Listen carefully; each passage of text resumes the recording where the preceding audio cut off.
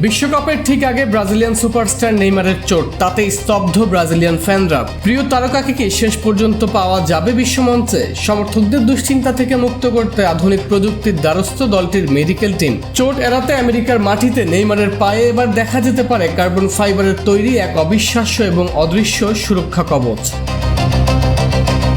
এটি কোনো সাধারণ চিকিৎসা নয়। তরল প্লাস্টার ব্যান্ডেজ দিয়ে নেইমারের পায়ের কাফ আর শিনের একদম নিখুঁত 3D ছাঁচ বা রেপ্লিকা নেওয়া হচ্ছে। এই ছাঁচ থেকে ল্যাবে তৈরি করা হবে শতভাগ customise carbon fibre shin guard, যা বাজারের সাধারণ গার্ডের চেয়ে 100 গুণ বেশি আঘাত সহনশীল।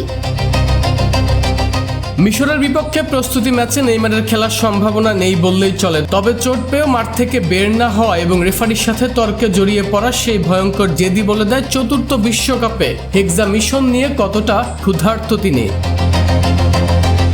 ব্রাজিলের ডাক্তারদের কড়া পাহারায় তৈরি হওয়া এই স্পেশাল শিল্ডের জোরেই কি তবে এবার বিশ্বমঞ্চ মাতাবেন নেইমার, নাকি আবারও কোনো ট্র্যাজেডি অপেক্ষা করছে?